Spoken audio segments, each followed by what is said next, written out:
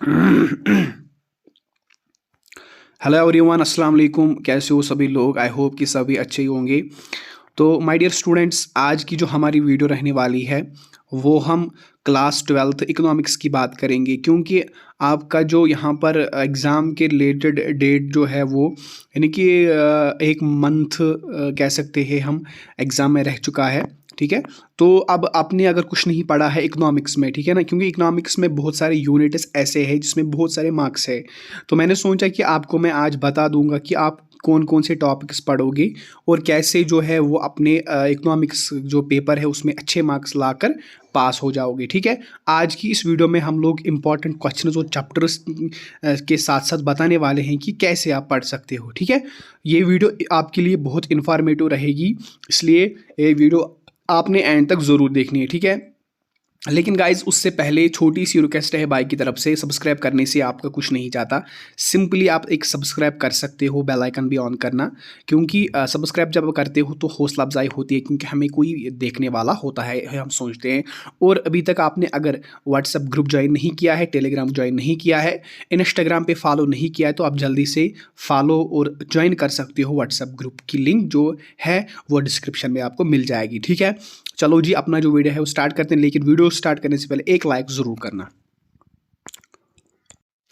तो स्टूडेंट्स, सबसे पहले आपको पता होना चाहिए कि इकोनॉमिक्स में पास मार्क्स कितने हैं, टोटल मार्क्स कितने होते हैं। लाइक अगर हम सबसे पहले इसमें अगर टाइमिंग की बात करेंगे, आपको 3 घंटे मिल जाएंगे पेपर को करने के लिए। उसके लिए आपको 100 क्वेश्चंस का पेपर आ जाएगा। उसमें से आपको शॉर्ट आंसर, लॉन्ग आंसर और very short answer type questions आ जाएंगे और ऑब्जेक्टिव्स भी आ जाएंगे इसमें। ठीक है।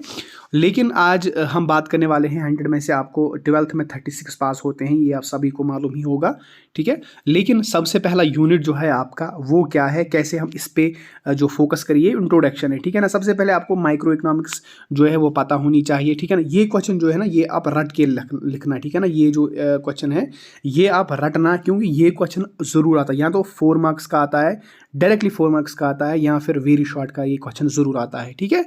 ये इंपॉर्टेंट क्वेश्चन है, इसमें से बस ये छोड़ देना है आपको। इसमें एक ही क्वेश्चन याद करना है, वो है सेंट्रल प्रॉब्लम ऑफ इकोनॉमी। ठीक है। बस उसके बाद जो हमारा दूसरा यूनिट है ये बहुत ही ज़्यादा इंपॉर्टेंट यूनिट है और ये बहुत ही आसान यूनिट है, क्योंकि जो भी जब मैं पढ़ता था इकोनॉमिक्स मेरी फेवरेट सब्जेक्ट थी, लेकिन जब हम इकोनॉमिक्स पढ़ते थे ना तो ये यूनिट बहुत ही आसान था। ये कोई भी समझ सकता है, लेकिन समझाने वाला होना चाहिए। इसमें से आपको मालूम होना चाहिए 18 मार्क्स, और तीसरा यूनिट में भी 18 मार्क्स है। देखो यार, हो गए 36, यानी कि ये 3 यूनिट्स आपको 40 मार्क्स जो है वो इसी 3 यूनिट्स में आपको आ जाएंगे। ठीक है। क्योंकि अगर आप ये अच्छे से पढ़ोगे ना, अच्छे से कैसे पढ़ोगे मैं आपको बता दूंगा कैसे पढ़ना है। इसमें से आपको करना क्या है, सबसे पहले प्रीवियस पेपर्स देखने होंगे आपको। उसमें जो क्वेश्चन रिपीट होते हैं, कोई भी क्वेश्चन रिपीट होता है वो क्यों ना वेरी शॉर्ट आंसर हो, वो आपको रटना है, वो आपको याद करना ही होगा। ठीक है। लेकिन अगर इसमें से मैं बता दूंगा आपको कौन से क्वेश्चंस आपको याद करने होंगे, ठीक है ना। उसके अलावा भी, क्योंकि गेस्ट पेपर जो मैंने बनाया है 12th क्लास के लिए, सॉरी 10th क्लास के लिए, वो सफिशेंट नहीं होता। क्योंकि गेस्ट पेपर जो है वो खाली उस स्टूडेंट के लिए होता है जिसने कुछ नहीं पढ़ा है, वो फिर तुक्का मारता है, ये आ जाएगा ये आ जाएगा। ठीक है ना। उसके लिए मैंने गेस्ट पेपर तैयार किया हुआ था 10th क्लास के लिए। ठीक है। इसलिए आप गेस्ट पे ज़्यादा ध्यान नहीं देना। मगर इकोनॉमिक्स में आपको कौन से क्वेश्चन आ सकते हैं ये मैं आपको बता दूंगा। सबसे पहले इक्विलिब्रियम जो है वो आपको पता होना चाहिए। ठीक है। यूटिलिटी आपको पता होनी चाहिए। ठीक है। टू कमोडिटी केस में यूटिलिटी क्या होती है, इक्विलिब्रियम क्या होता है, वो आपको पता होना चाहिए। ये इसमें से आपको पहले जो यहाँ पर ये पॉइंट नंबर 1 दिया है, इसमें आपको 3 क्वेश्चंस पढ़ने होंगे बस। उसके बाद है डिमांड, आपको पता होनी चाहिए मार्केट डिमांड क्या होती है, डिटर्मिनेंट्स क्या होती है, शेड्यूल डिमांड क्या होती है, डिमांड जो भी है ना। ठीक है ना। Long along with shift demand करो, प्राइस इलास्टिक डिमांड मेजर, ये जो है ना क्वेश्चंस, ये बहुत क्वेश्चंस आते हैं। ठीक है ना। इसमें से 4 क्वेश्चंस आपको पढ़ने होंगे, चारों में से आपको एक ना एक क्वेश्चन जो है वो लॉन्ग आंसर में जो 6 मार्क्स का होता है वो आपको आ जाएगा। क्योंकि ये यूनिट 2, इसमें आपको मुझे लगता है कोई क्वेश्चन छोड़ना नहीं है ना, क्योंकि इसमें आपको 40 मार्क्स है, पास 36 है। अगर आपको यही कुछ पढ़ा ही नहीं, ये 3 यूनिट्स आप अच्छे से पढ़ोगे ना, तो आप इंशाल्लाह पास हो जाओगे। ठीक है। इसमें से परसेंटेज आपको पता होनी चाहिए, परसेंटेज क्या होती है, जियोमेट्रिक मेथड क्या होती है, वो आपको इसमें पता होनी चाहिए। इसमें से ज़्यादा कुछ मतलब कि हम मैथमेटिक्स की तरफ नहीं जाएंगे, क्योंकि अगर आप थ्योरी ही करोगे इसमें तो आप आराम से जो है ना वो पास हो सकते हो। उसके बाद है हमारा प्रोड्यूसर बिहेवियर एंड सप्लाई। ये भी बहुत इंपॉर्टेंट क्वेश्चन चैप्टर है हमारा इकोनॉमिक्स में। इसमें से आपको करना क्या होगा, इसमें से भी 18 मार्क्स है, ठीक है ना। मैंने पहले बोला है जो इक्विलिब्रियम और प्रोड्यूसर जो है ना बिहेवियर, वो इसमें 36 मार्क्स है। 18 + 18 हो गए 36, ठीक है, और +4 हो गए 40 मार्क्स। 40 मार्क्स है इन 3 यूनिट्स में, ठीक है ना। उसके बाद अगर हम देखेंगे गाइज यहाँ पर देखो, सबसे पहला यूनिट जो हमारा तीसरा यूनिट है, इसमें से आपको सबसे पहले करना क्या होगा, इसमें से आपको ये जो यूनिट है ना ये वाला, ठीक है ना, ये आपको सारा क्वेश्चन आना चाहिए, ठीक है। और ये जो है अगर पहला जो पॉइंट है, पॉइंट नंबर 1, ये जो है ये अगर छोड़ो भी कोई मसला नहीं, लेकिन ये तो यूनिट जो है ना, ये 2 पॉइंट्स, ये और ये पॉइंट, दूसरा और तीसरा पॉइंट, इसमें से भी आपको लाइक जो दूसरा पॉइंट है इसमें से आपको प्राइस इलास्टिक पता होनी चाहिए, करो सप्लाई करो क्या होती है, ठीक है ना, प्राइस इलास्टिक आप सप्लाई क्या, परसेंटेज जियोमेट्रिक मेथड क्या होता है, इसमें से आपको पता होना चाहिए। जो सप्लाई करो movements along with shift in supply, ये आपको पता होना चाहिए, क्योंकि इसमें यही क्वेश्चन जो है वो ज़्यादा इंपॉर्टेंट है, ठीक है। आपको ट्रिक के साथ पास करना चाहिए, ठीक है ना। अगर कुछ नहीं पढ़ा है तो ट्रिक के साथ आप पास कर सकते हो। जो ज़्यादा से ज़्यादा रिपीट हो गए हैं वो क्वेश्चन आपको यहाँ पर जो है वो रट्टा मारना है उसको।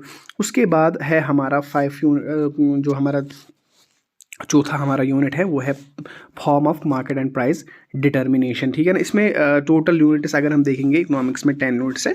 अगर आप 5 भी करोगे तो आपको 60 मार्क्स मिल जाएंगे। पेपर ए में 60 मार्क्स है कम से कम, उसमें 40 है, फिर मैं आपको बता दूंगा आगे, ठीक है। इसमें से आपको करना क्या होगा गाइज, सबसे पहले इसमें आपको फॉर्म्स ऑफ मार्केट पता होना चाहिए, ठीक है ना। मोनोपोली किसको कहते हैं, ठीक है ना, मोनोपोलिस्ट किसको कहते हैं, meaning of the features of oligopoly meaning, ये जो है ना बहुत ही इंपॉर्टेंट। अगर आप यही पढ़ोगे ना इसमें कोई मसला है।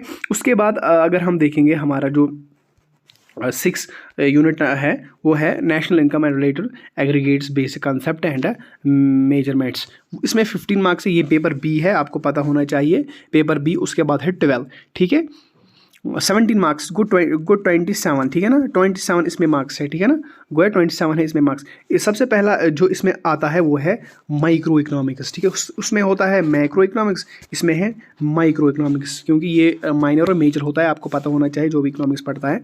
इसमें से आपको क्या पता होना चाहिए, जीडीपी क्या होता है, ठीक है ना, जीएनपी, एनएनपी, जो ये यूनिट है ना, ये इसमें दूसरा पॉइंट जो है ये बहुत इंपॉर्टेंट। अगर आप यही पढ़ोगे ना, ठीक है ना, वो आप अच्छे से मार्क्स लाओगे। और वैल्यू एडेड मेथड भी आपको पता होना चाहिए, एक्सपेंडिचर मेथड आपको पता होना चाहिए, इनकम जो है वो क्या होती है वो आपको पता होना चाहिए। इसमें 15 मार्क्स है। इकोनॉमिक्स बहुत ही आसान पास करनी है। जो भी स्टूडेंट इकोनॉमिक्स का स्टूडेंट है ना, अगर वो अच्छी से मेहनत करेगा ना, इसमें 100 मार्क्स भी आ सकते हैं इकोनॉमिक्स में, याद रख लेना।